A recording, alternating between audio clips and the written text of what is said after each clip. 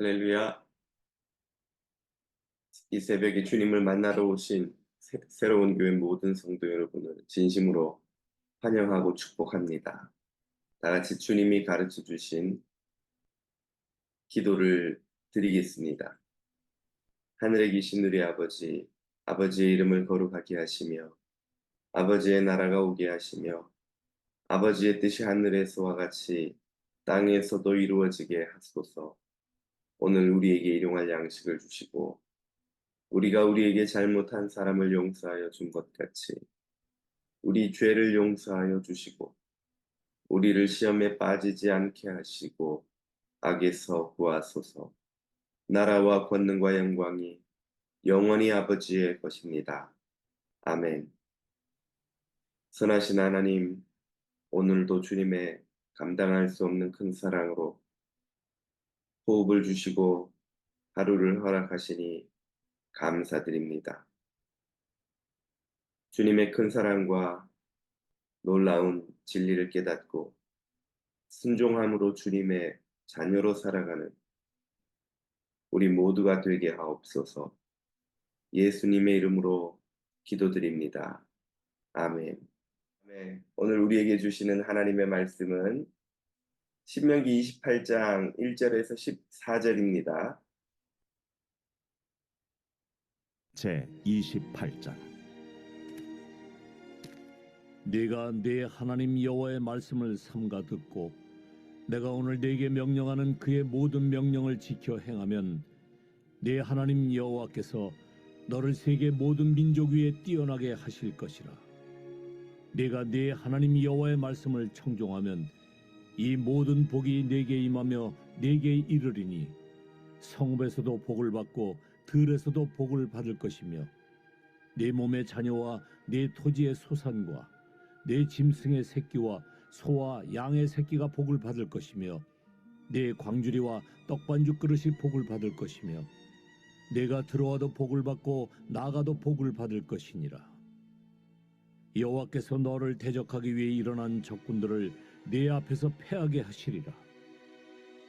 그들이 한 길로 너를 치러 들어왔으나 네 앞에서 7길로 도망하리라. 여호와께서 명령하사 네 창고와 네 손으로 하는 모든 일에 복을 내리시고 네 하나님 여호와께서 네게 주시는 땅에서 네게 복을 주실 것이며 여호와께서 네게 맹세하신 대로 너를 세워 자기의 성민이 되게 하시리니 이는 네가 네 하나님 여호와의 명령을 지켜 그 길로 행할 것임이니라.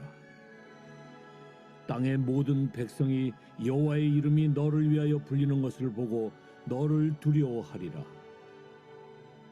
여호와께서 네게 주리라고 네 조상들에게 맹세하신 땅에서 네게 복을 주사 네 몸의 소생과 가축의 새끼와 토지의 소산을 많게 하시며 여호와께서 너를 위하여 하늘의 아름다운 보고를 여시사 네 땅에 때를 따라 비를 내리시고 네 손으로 하는 모든 일에 복을 주시리니 내가 많은 민족에게 꾸어줄지라도 너는 꾸지 아니할 것이요 여호와께서 너를 머리가 되고 꼬리가 되지 않게 하시며 위에만 있고 아래에 있지 않게 하시리니 오직 너는 내가 오늘 네게 명령하는 네 하나님 여호와의 명령을 듣고 지켜 행하며 내가 오늘 너에게 명령하는 그 말씀을 떠나 좌로나 우로나 치우치지 아니하고 다른 신을 따라 섬기지 아니하면 이와 같으리라.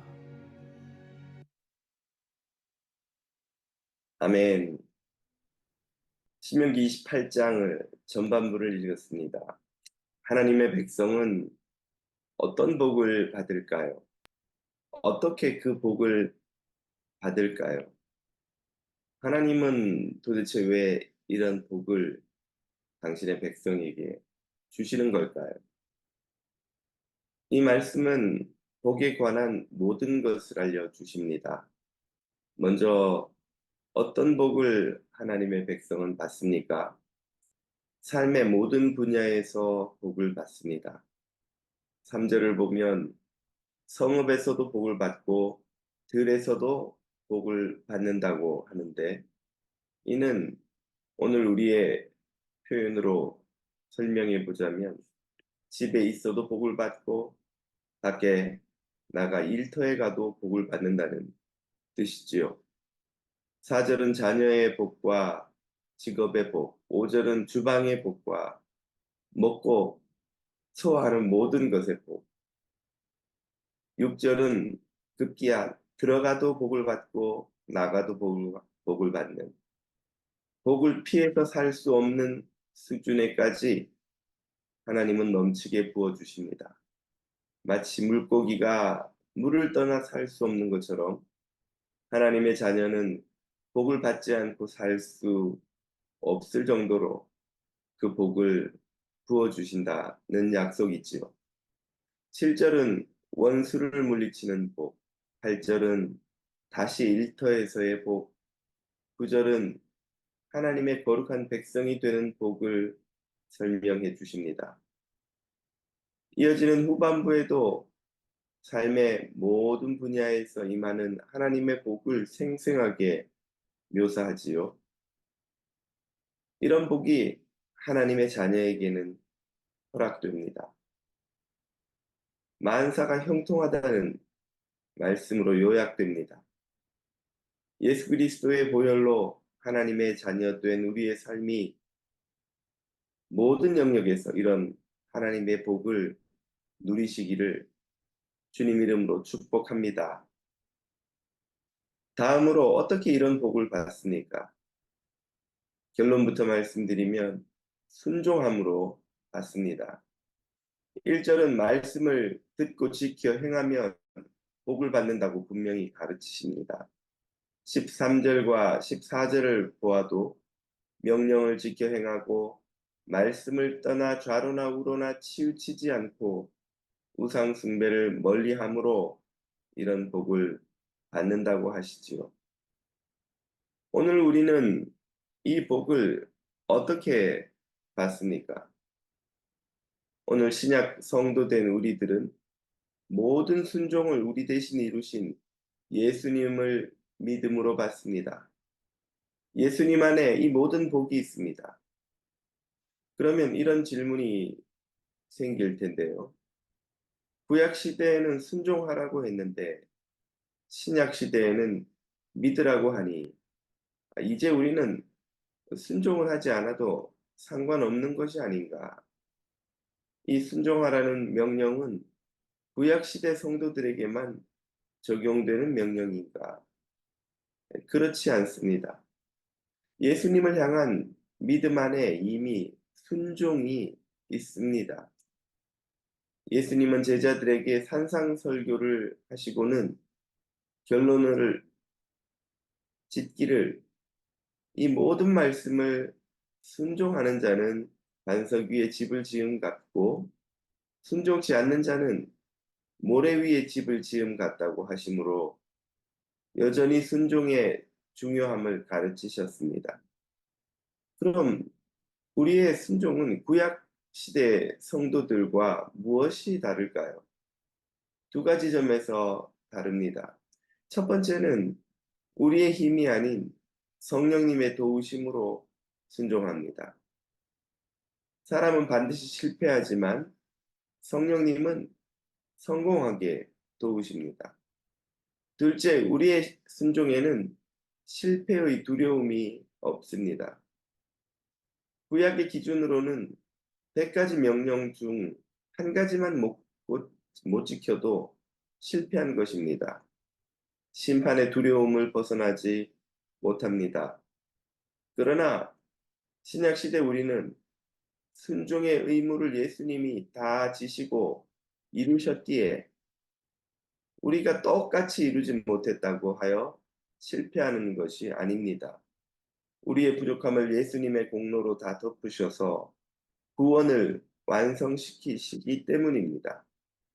그러므로 우리는 두려움 없이 사랑과 감사로 순종할 수 있습니다. 예수님으로 인해 우리는 기쁨으로 순종할 수 있게 되었습니다. 얼마나 큰 은혜인지요. 얼마나 감사한 일인지요. 예수님의 보혈로 이루신 모든 공로로 인하여서 감사와 기쁨으로 순종하는 자녀가 되시기를 축복합니다. 마지막으로 하나님은 왜 이런 놀라운 복을 우리에게 주시는 겁니까? 우리가 잘 먹고 잘 살라고 주시는 건가요? 맞습니다. 그러나 여기서 그치지 않습니다. 더 나아가 이 복을 세상에 전하기 위해서입니다. 1절은 하나님의 백성이 세상 모든 민족 위에 뛰어나게 하시려고 원한다고 말씀하시지요. 이는 우리가 다른 민족에 비해서, 다른 이들에 비해서 더 우쭐하게 스스로를 여기라고 하는 것이 물론 아닙니다.